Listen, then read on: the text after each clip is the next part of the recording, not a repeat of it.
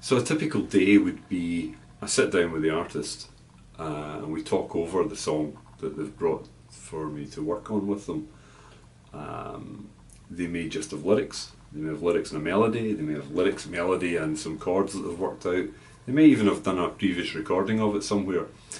But what I want to get down to is to take the song back to its essence. You know, what makes the song, you know, the meaning of it, the emotion, and how they want to present it, because so often either a song has a best way to present it, or it needs presented in a different way to suit the style that they're aiming for. Then, without wasting any time at all, I'll quickly sit down at the keyboard, or the guitar, whichever is the more appropriate, and work out the best way to frame out the song. If you like, it's laying down the essential framework of the song. Get the chords in, get some kind of very basic rhythm down, until we work out the best way to lay the song out. You know, does it have an intro? How long is its intro? Verse, chorus, bridge, so on. Does it have a middle eight? Does it have a key change? I don't like key changes, so hopefully it won't have a key change. And then once we've got a basic plan, what are we aiming for? We know what style we're aiming for. We'll fix the tempo down. Hopefully try and work out what key it's in. We may already know what key it's to be in. And then I'll flesh out the backing track, adding in more drums, bass, other instruments, until we've got enough of a working version that we can do the vocals. I like to do the vocals very early on in a recording session. And the reason I like to do the vocals early on is because, assuming it's a song that we're recording and it's not an instrumental piece of music, the vocals are the focus. So everything should really be based around the vocals, and any little details, any developments musically, how the whole thing sounds and how it comes across to the listener should be done with reference to the vocals. So I like to get the vocals in quite early, earlier than many people like to sing. I like to get them sounding as good as possible, as quickly as possible.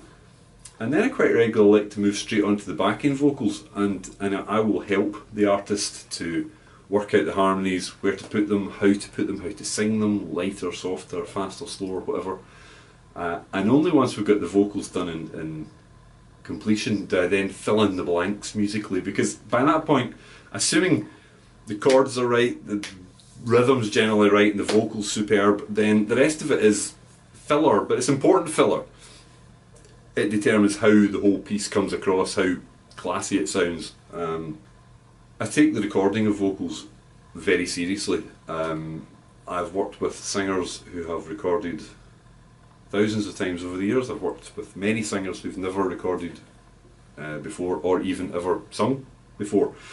And I hope that I help everybody at whatever stage they are in their development as a performer to get the best out of themselves on that given day.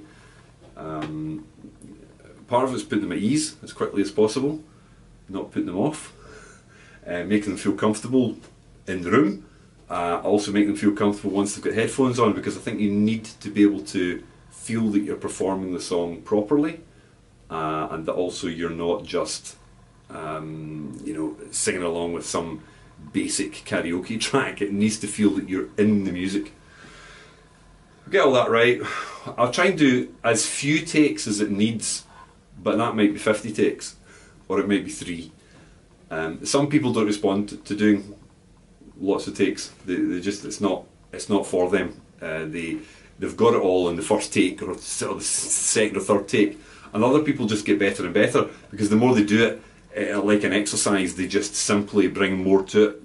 I will never make somebody do a recording 20 times if they're a 2-take person, because if it's just getting worse, there's no point carrying on.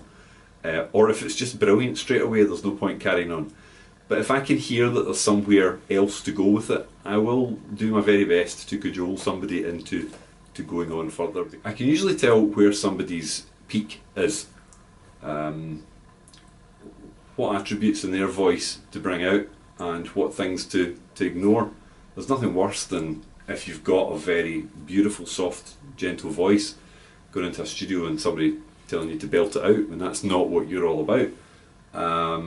So I try and work with the singer and work with the song to get the best for the song. And I think that's so important. And even once we've got the vocals in, we can go back, we can do things to fix it later on by fixing a word which has maybe been sung wrong, fixing a word because we decided to change the words, or we can use a little bit of one take and a little bit of another take. It's not cheating, it's exactly how films are made. You know, they don't film a film as a play, they do it in sections and they cut it together in the best and most natural way possible. And I'm quite proud that of all the vocals I hope you would have heard that I've recorded, they will sound very natural, unless I was trying to make the person sound like a robot on occasion, which might be the case. And I do take a lot of time and care to get the vocals right. And I think if you get the vocals right, and you get the beat right, if you get them singing along, you get them dancing, then there's not a lot you can do wrong after that point.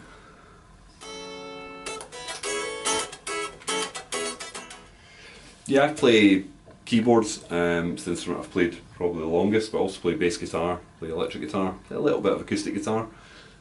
Can program synthesizers, I can program drums, work with samples. I can do a pretty broad range of things to a fairly high level of proficiency. I don't ever class myself as the finest musician at anything that I do, but I'm the solution to many, many problems musically. And if it's something I can't do, I'll say it. I won't just try and attempt something and do it badly. I'll either say, look, can we try something else, or let's get somebody else to do that part. Because I don't want any part of any recording that I've put my name to come across as sounding bad in any respect. So that's why it helps to know what style somebody wants to achieve in the first place, because I think if they want to do kind of finger picking country and western, then I would probably say to them either I'm not your guy, or we'll need to get other guys in to help because my finger picking's really, really bad.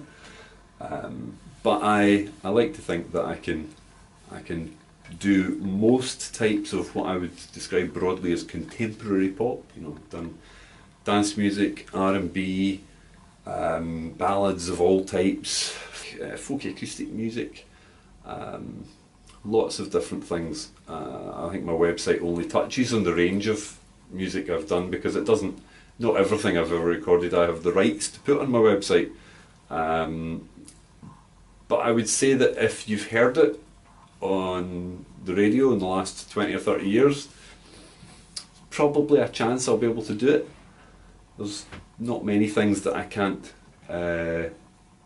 bring together properly. And as I say, if it's not just me, then it's me and some other people.